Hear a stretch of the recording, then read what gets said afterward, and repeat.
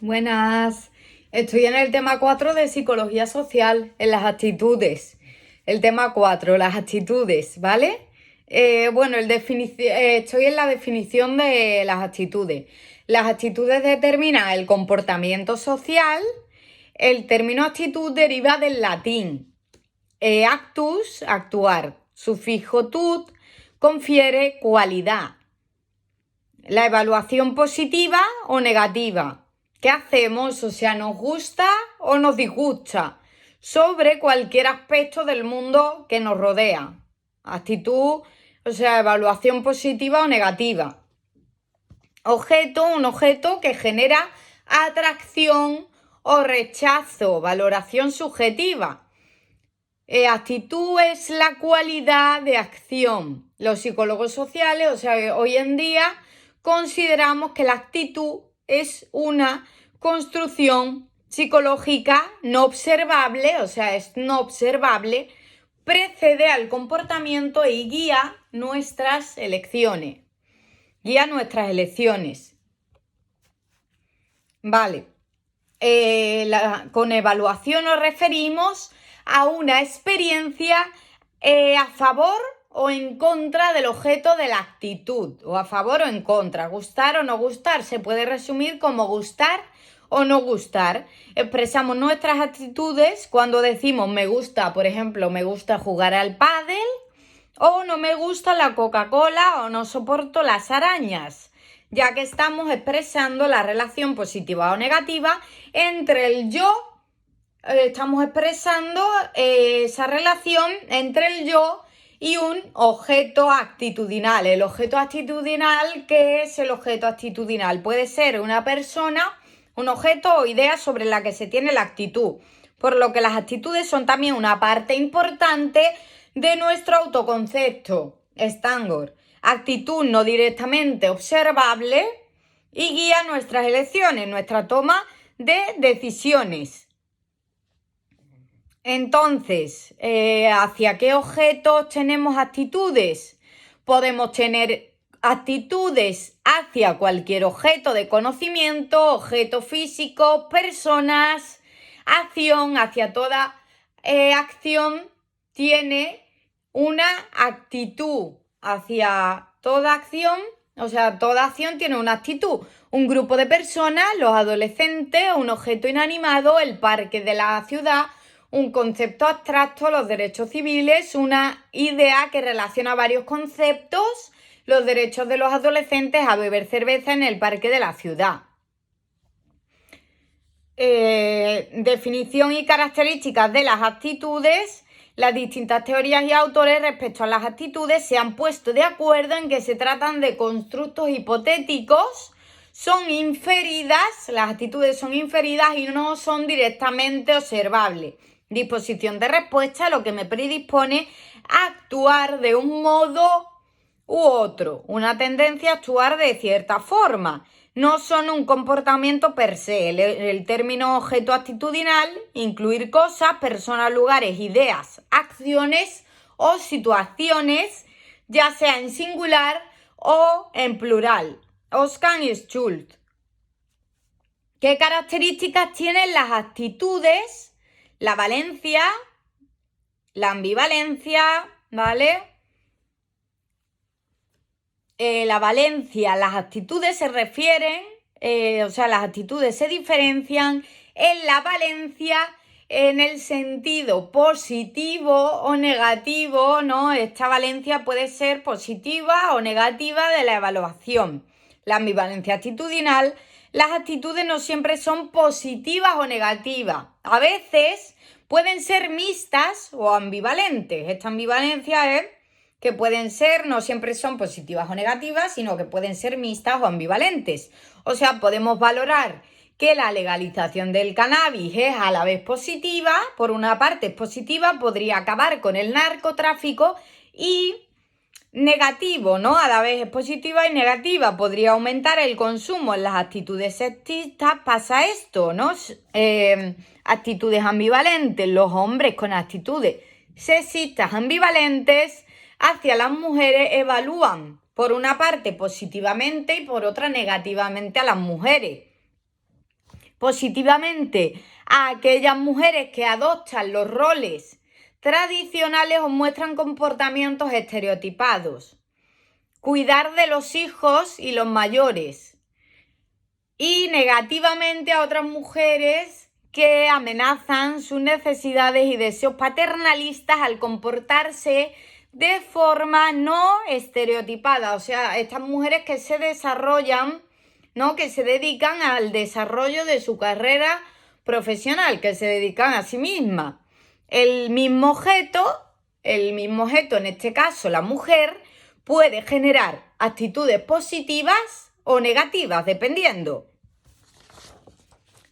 Entonces, las actitudes ambivalentes generalmente son fáciles de derrumbar. Dice aquí que muestran muchos signos de debilidad según Basili. Son más propensas a adoptar el consenso predominante sobre un tema, este consenso predominante, y ceder ante argumentos persuasivos. Las actitudes ambivalentes provocan malestar psicológico. Estas actitudes provocan malestar psicológico derivado de la propia ambivalencia y afectar incluso a las relaciones interpersonales. Esta ambivalencia afecta en las relaciones interpersonales. Van Gerrebel. Con una transgresión de su pareja son menos indulgentes. Los cónyuges con actitudes ambivalentes hacia su pareja, guardar secretos, por ejemplo, filtrear con otra persona, ya que puede activar el componente negativo de su ambivalencia. Cachadorian et al. Entonces, existen 3 tipos de ambivalencia, ¿vale? 3 tipos de ambivalencia. Ambivalencia cognitiva, ambivalencia afectiva y esta ambivalencia que tiene las dos que hemos dicho, la afectivo-cognitiva, estos dos componentes. Entonces, la ambivalencia cognitiva son creencias mixtas, tener creencias de un objeto de actitud que están asociados a evaluaciones opuestas, o sea, creencias contradictorias acerca de algo, creencias contradictorias. Ambivalencia afectiva, sentimientos desgarrados, tener emociones positivas y negativas al mismo tiempo, amor y odio, ¿no? Ambivalencia afectivo-cognitiva, corazón versus mente, combinación de afectos positivos con cogniciones negativas o al revés, ¿no? O al revés, tener cogniciones positivas y afectos negativos, que te guste mucho un alimento, pero sepas que a tu cuerpo le sienta mal, ¿no? Que le sienta mal a tu cuerpo. Entonces, la fuerza también, la fuerza, ¿qué es la fuerza? Es la intensidad con la que se da esa actitud, esa fuerza con la que, esa intensidad con la que se da esa actitud. La fuerza es otra característica que diferencia entre actitudes. Es un término que engloba lo extrema que es una actitud, lo extrema que es, lo fuerte que es la reacción emocional. Hay reacciones emocionales que son más fuertes y otras que no son tan fuertes, ¿no? Entonces esta intensidad, lo fuerte, lo extrema que es, el grado de certeza con el que se mantiene una actitud, la sensación de que se sabe cuál es la actitud y que es correcta, el grado en que la actitud se basa en la experiencia personal con el objeto actitudinal. Lo extrema, que es una actitud, depende de los propios intereses, es decir, hasta qué punto la actitud es relevante para las preocupaciones de la persona que la mantiene. Visser et al. Ejemplo, políticas del tabaco, de las URAS. Esto es políticas del tabaco de las URAS. Las encuestas que sondean la opinión pública hacia las políticas para reducir el consumo del tabaco muestran que las actitudes de las encuestas dependen de si se ven afectados por el cambio de política o no, ¿no? No son valoradas por igual por fumadores que por no fumadores. Las personas que fuman lo van a ver de una manera, tienen una actitud hacia esto, y las personas fumadoras lo van a ver de otra manera. Tienen otra actitud hacia esto, ¿no?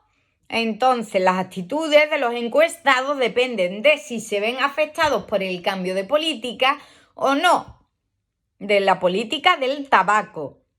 Entonces, el experimento control de armas de Petrocelli.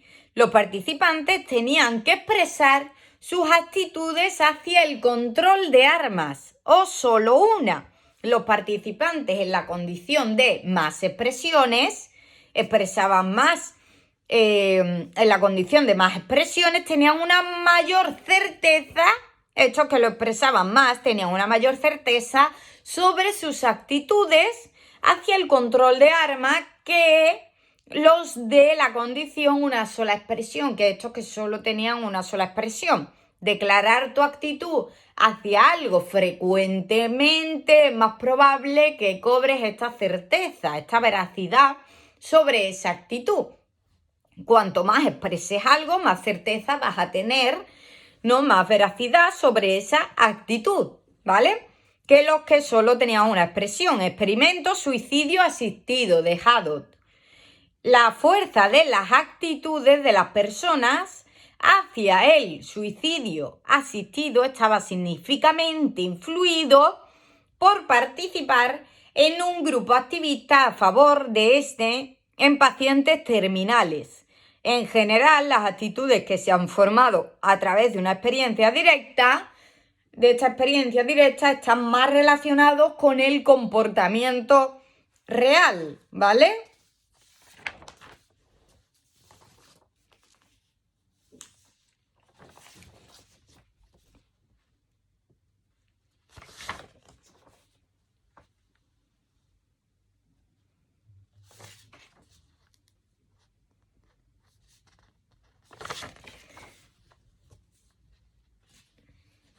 Diferencias entre actitudes, creencias y valores. Hay una diferencia entre actitudes, creencias y valores. Las creencias son afirmaciones que indican la probabilidad subjetiva que tiene una persona sobre un objeto, cualquier cosa o concepto que tenga una característica determinada. Entonces, se utilizan para evaluar si las afirmaciones sobre un objeto son verdaderas o falsas, o si indican una relación entre el objeto y alguna característica particular. Ejemplo, este libro es muy interesante. O mi jefe es muy inteligente. Las creencias son piezas de información, hechos o afirmaciones sobre algo. Las actitudes son evaluaciones globales sobre un objeto. La actitud de una persona sobre algo resume sus creencias evaluativas sobre el mismo. Esto resume sus creencias evaluativas sobre el mismo. Las principales creencias favorables que los adolescentes mantienen sobre el consumo del cannabis son las siguientes. Morel. Hace que te diviertas. Estas creencias, ¿no? Estas creencias favorables que son creencias erróneas, ¿no? Hace que te diviertas colocarte. Te ayuda a relajarte, te hace más sociable o te permite superar tus inseguridades. La actitud resultante. Así los programas de prevención del consumo, hay unos programas de prevención del consumo de cannabis, deberían destacar tanto las creencias negativas de cannabis. El consumo de cannabis es adictivo y conlleva problemas de memoria y aprendizaje, ¿no? Deberían destacar esto. ¿Cómo atacar las positivas? Ejemplo, te permite superar tus inseguridades o te hace más sociable, ¿no?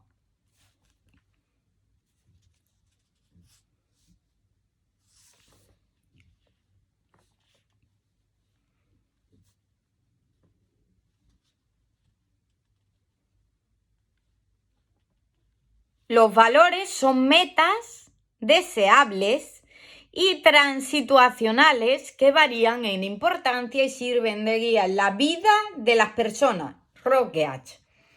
El hedonismo y la libertad son ejemplos, o sea, los valores son metas deseables y transituacionales el hedonismo y la libertad son ejemplos de los valores, ¿no? De unos valores personales que trascienden los acontecimientos o situaciones concretas. Schwartz propone que los valores humanos reflejan las necesidades, organismos, los motivos sociales y las demandas institucionales sociales. A nivel individual sugiere un conjunto de 10 tipos de valores que son representados por 50 elementos. Entonces, clasificación de los 10 tipos de valores de Schwartz: dimensión y tipo de valor, individualismo, mixto, colectivismo. Entonces, dependiendo de el individualismo, mixto, colectivismo, tipo de valor, ¿no? Tiene diferentes valores. El individualismo, por ejemplo, tiene los valores de poder, logro, poder social, riqueza, en el logro, la ambición, lograr éxitos, capacidad.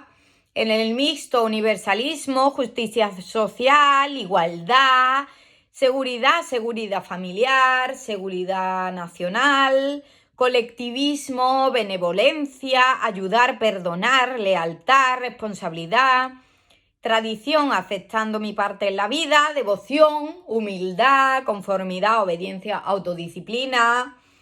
Los valores tienden a trascender, no se limitan a objetos y situaciones. Las actitudes se centran en objetos y situaciones concretas, ¿vale? Se centran en objetos y situaciones concretas.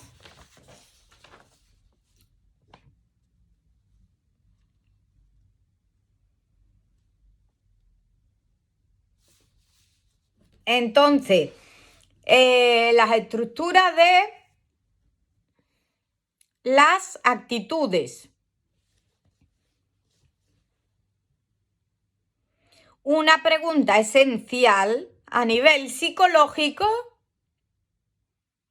que hay que hacerse sobre las actitudes es si son un constructo unitario o si tienen varios componentes diferentes. El modelo tripartito de las actitudes, años 60, Rosenberg. Este modelo sostiene que una actitud es una entidad única que contiene 3 dimensiones o componentes. La actitud de una persona hacia un objeto actitudinal, por ejemplo, el Real Madrid, ¿no? Ese objeto actitudinal, vemos que el componente cognitivo, el componente afectivo y el componente conductual, ¿no? La actitud.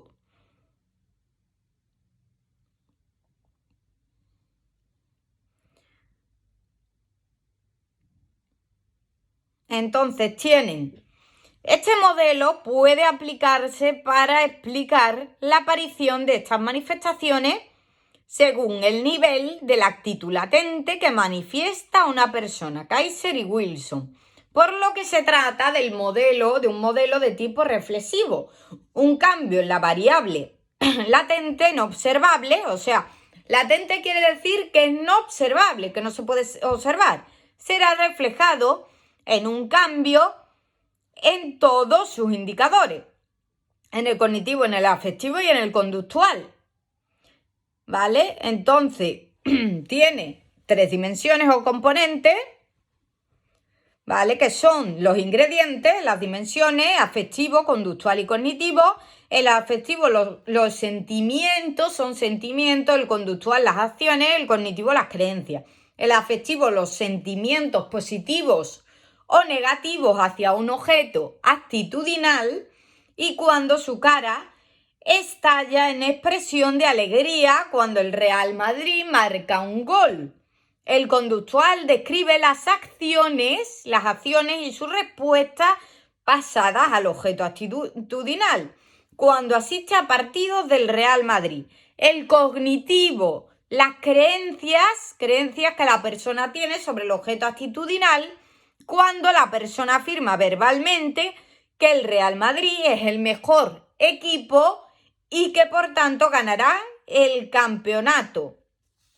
Podemos lograr conocer la actitud, o sea, la actitud la podemos conocer, la variable latente no observable, a partir de los 3 tipos de manifestaciones de estos componentes cognitivos, afectivo y conductual, que se pueden observar tanto de forma directa, estos se pueden observar de forma directa como indirecta. Ejemplo, a través de las puntuaciones en un cuestionario.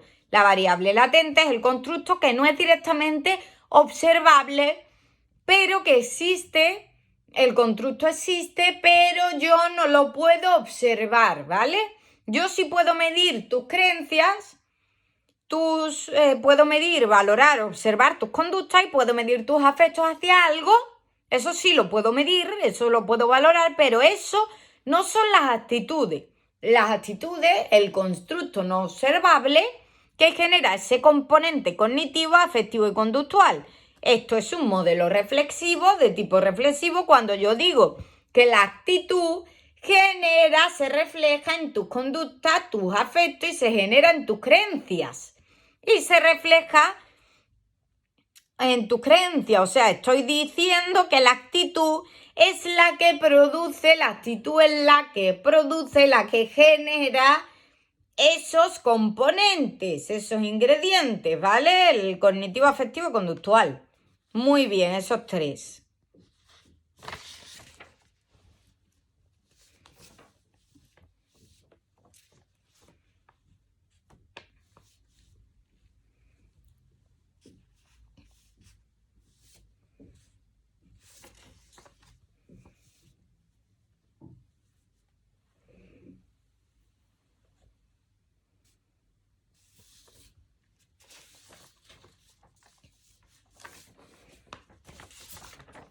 Vale, luego hay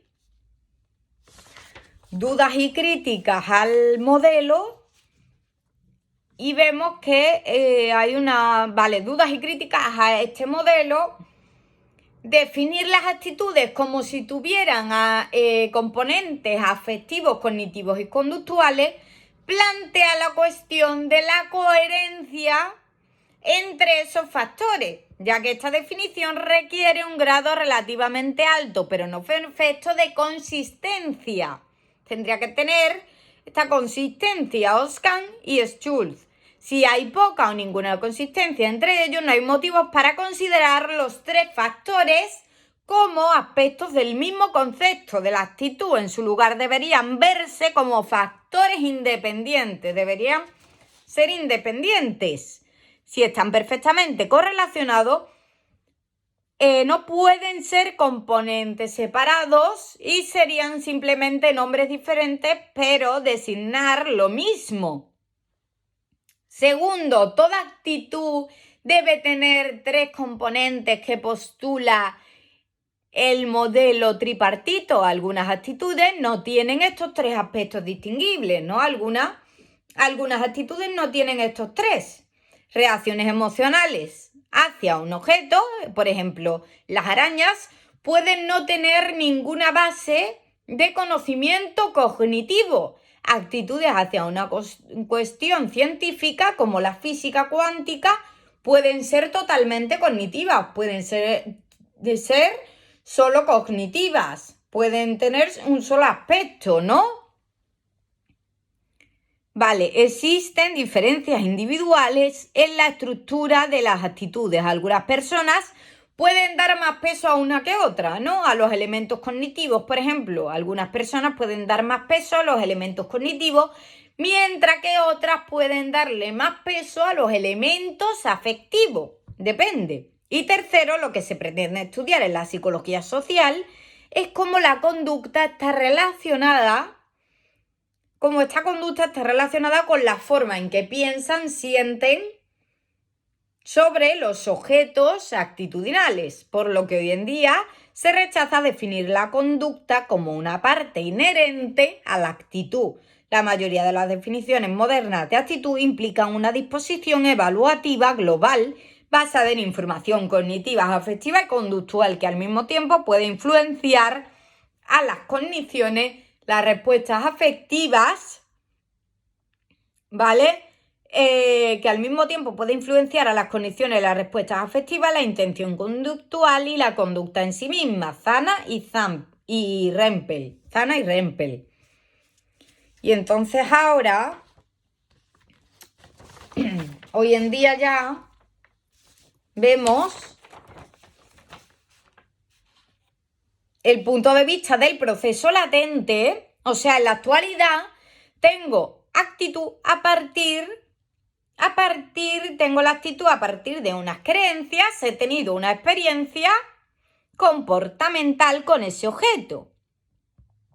Entonces, con los 3 ingredientes construyo actitud, construyo la actitud con los 3 ingredientes, construyo la actitud.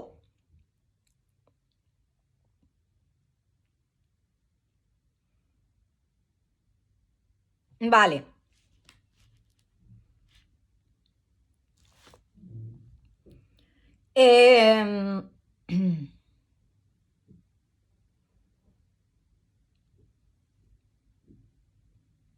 Entonces, los estímulos son observables, los procesos cognitivos, los procesos afectivos, los procesos conductuales son no observables, latentes.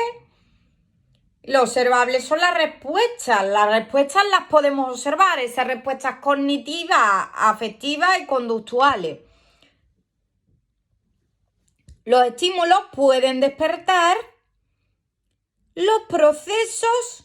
En este caso vemos el punto de vista del proceso latente. Los estímulos pueden despertar los procesos cognitivos, los afectivos y los conductuales en una persona, los cuales no son observables. En la mayoría de las ocasiones, juntos o por separado, estos procesos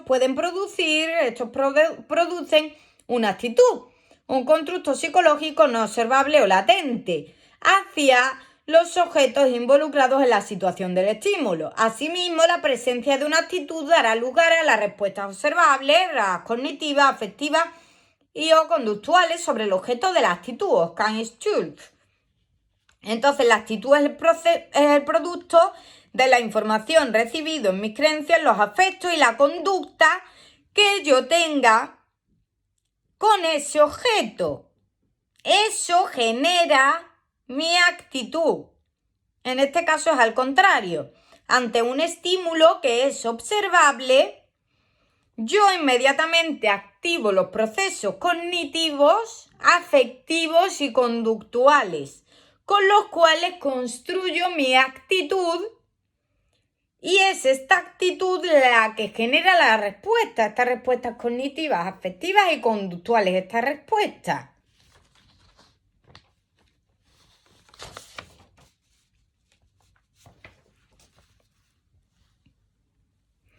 Y ahora,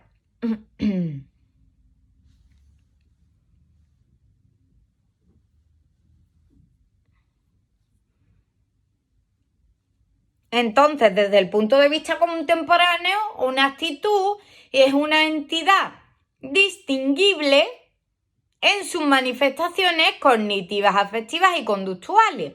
Desde el punto de vista del proceso latente, en lo que hemos dicho, se define como un proceso oculto, no observable, que ocurre a nivel psicológico al que llamamos actitud. O sea, no observable, y que explica la relación entre los estímulos y las respuestas de una persona. Es un proceso de tipo formativo. Este es de tipo formativo, no es reflexivo como el anterior. El anterior era el tripartito, que es reflexivo, y este es el proceso latente, que es de tipo formativo, donde los procesos cognitivos, afectivos y conductuales son los que causan la actitud. En este caso es al contrario. Así que un cambio en la actitud no conlleva un cambio en todos los procesos, ¿vale? Entonces, la función de la actitud.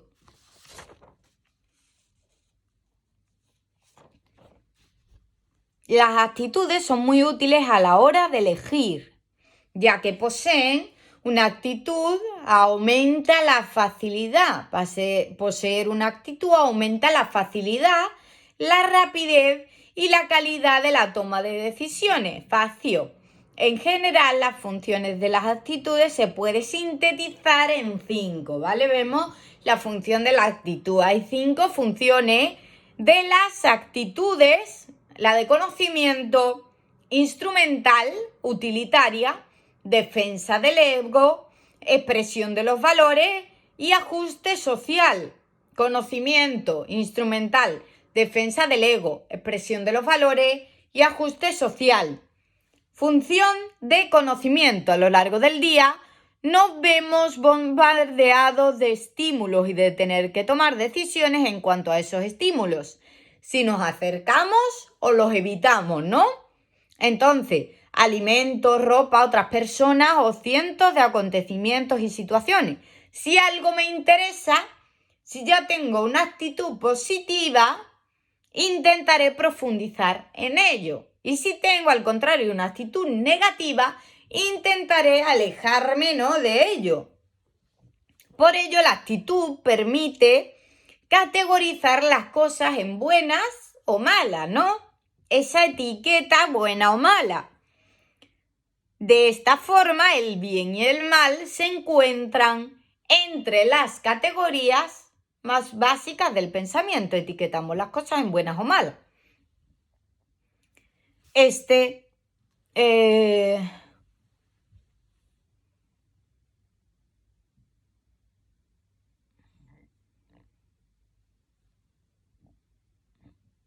Vale, entonces,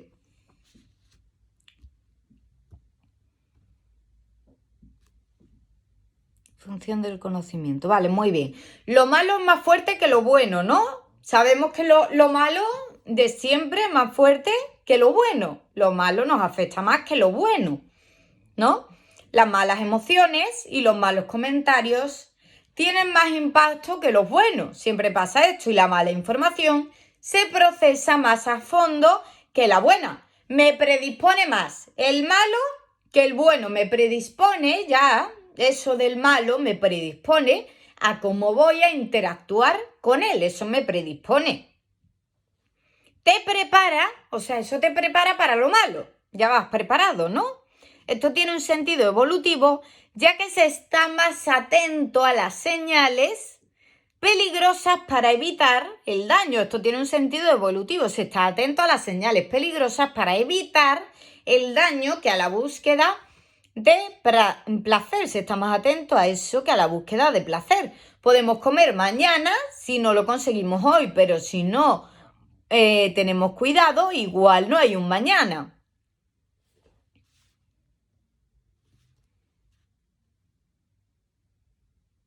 Entonces,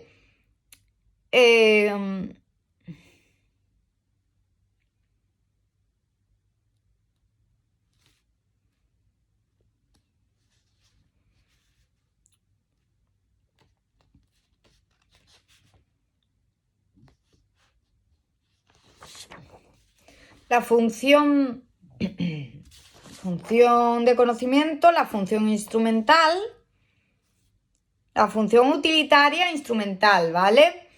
La función instrumental utilitaria se refiere a cómo las actitudes ayudan a maximizar las recompensas en el mundo externo, incluido el mundo social, y minimizar las penalizaciones. O sea, te ayudan a maximizar las recompensas y minimizar las penalizaciones, satisfaciendo así una necesidad hedónica. Tener una actitud es útil, ¿no? Es útil porque nos proporciona una orientación hacia el objeto de actitud. Tener una actitud negativa hacia las serpientes por creer que son peligrosas es útil. Para que una actitud cumpla esta función instrumental debe ser accesible. Hogg y Vaughan.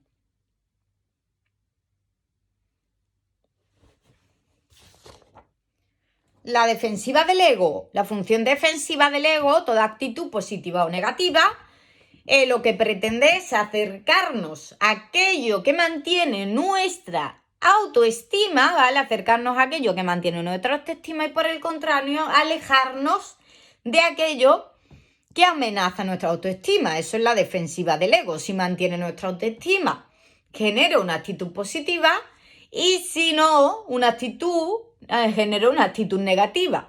Es una función de las actitudes basadas en proteger a la persona de sentimientos negativos de sí misma, externalizándolos o denegándolos, rechazándolos.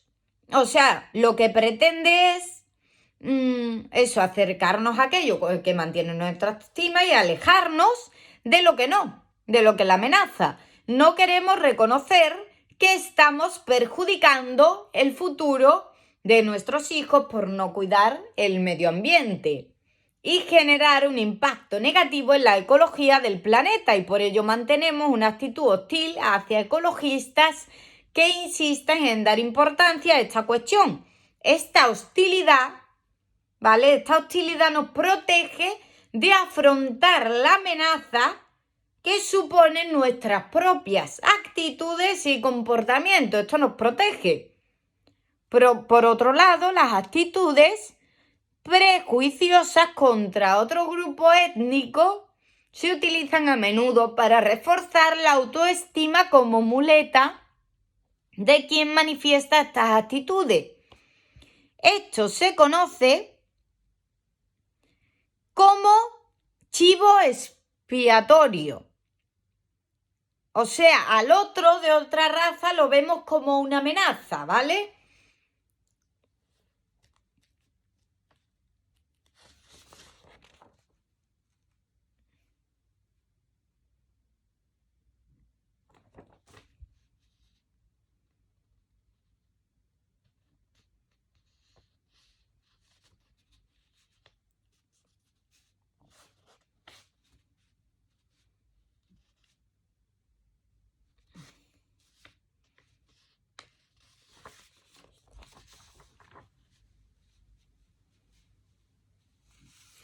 La expresión de los valores, pues la función expresiva de los valores, actitud es igual a expresión de los valores. Entonces, si tengo una actitud, expreso los valores.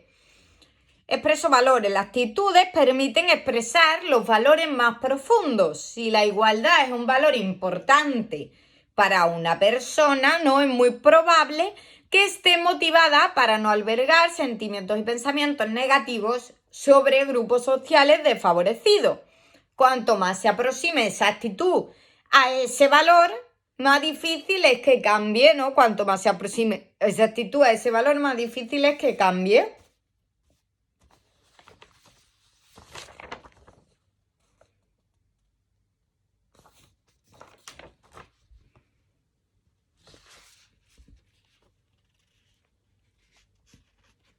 La función del ajuste social.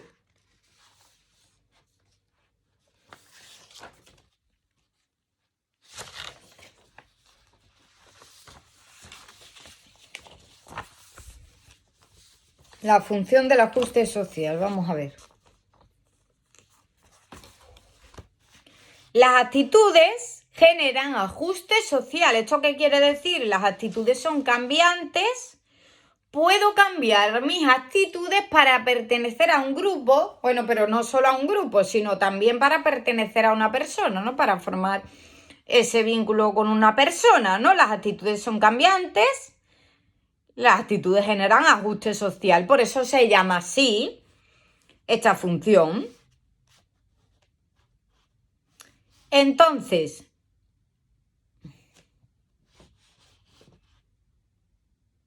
la función del ajuste social destaca el papel de las actitudes en cuanto al mantenimiento de las relaciones.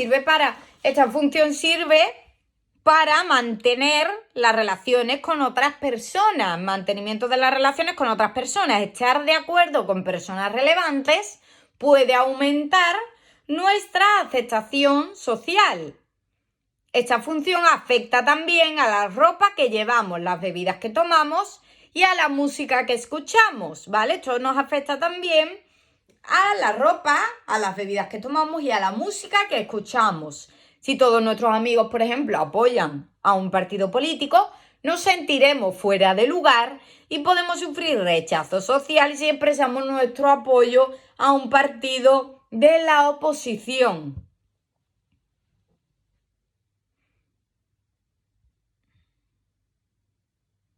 ¿Vale? Entonces,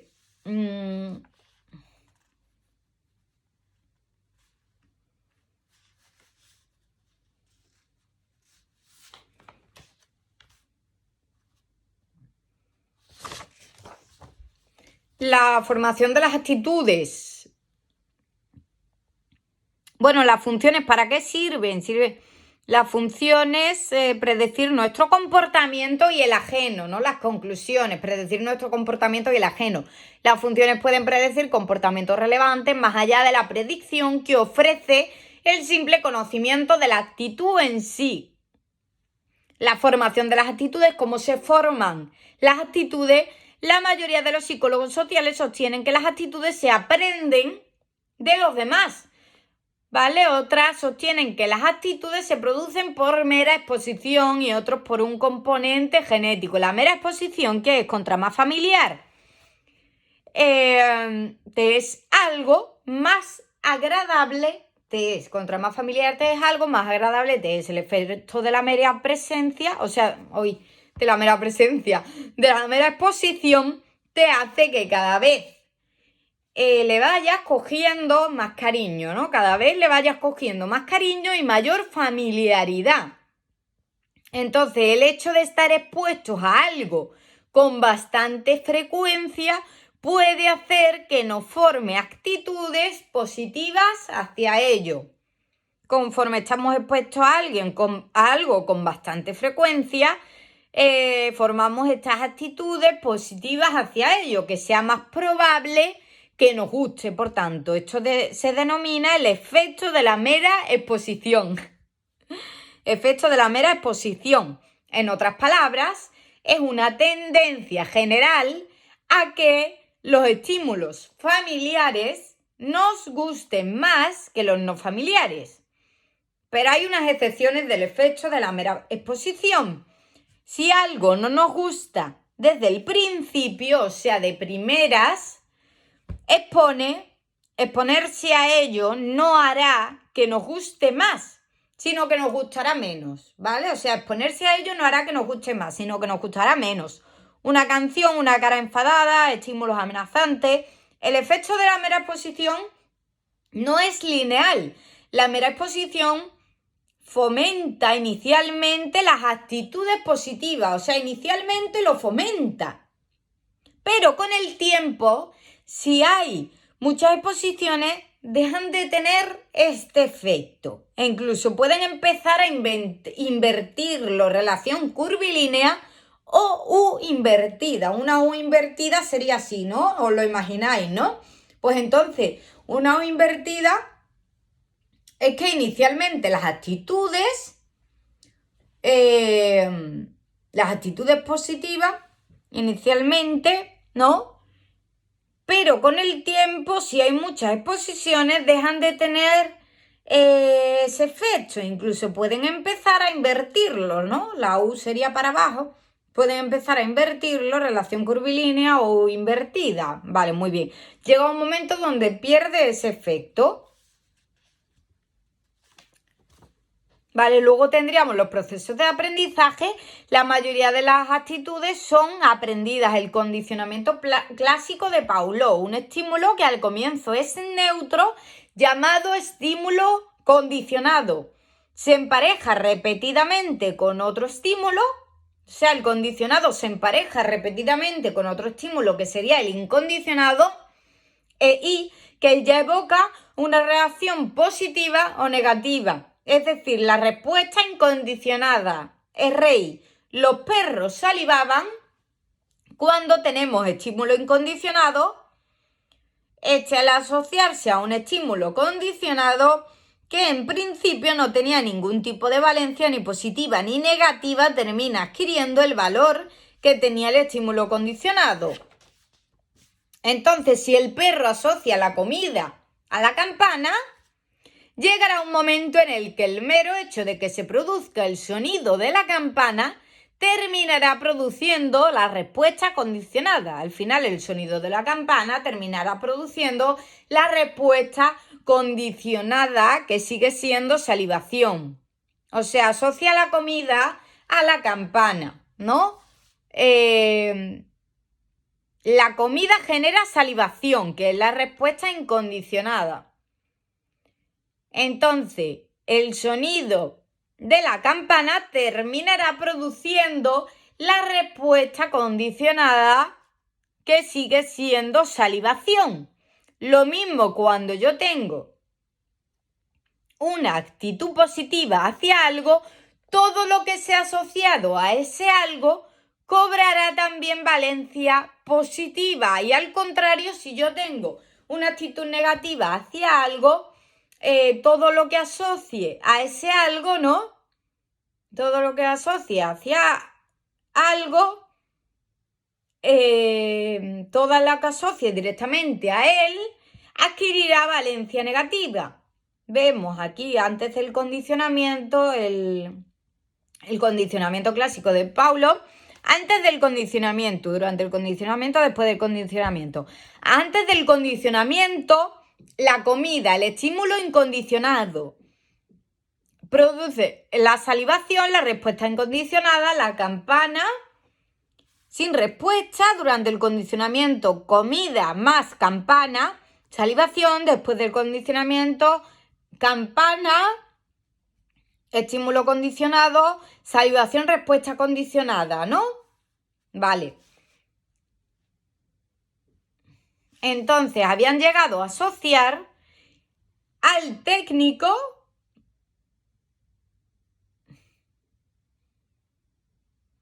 con la comida, y la sola presencia del técnico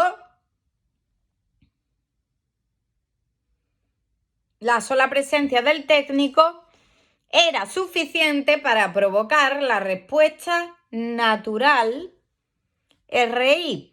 Más tarde hizo el mismo experimento con una campana. El sonido antes de la asociación no provoca respuesta, pero empezó a sonar la campana cada vez que se recibía la comida. Cada vez que se recibía la comida, empezaba a sonar la campana. Y finalmente solo el sonido de la campana producía salivación. En el caso de la formación de las actitudes, este proceso psicológico básico se denomina condicionamiento evaluativo, y es el cambio en el nivel de agrado-desagrado por un objeto, cuando el objeto se empareja con otros estímulos que sean positivos o negativos. ¿Vale? Bueno, pues lo dejo aquí y ya sigo en el siguiente vídeo. Muchas gracias. Adiós.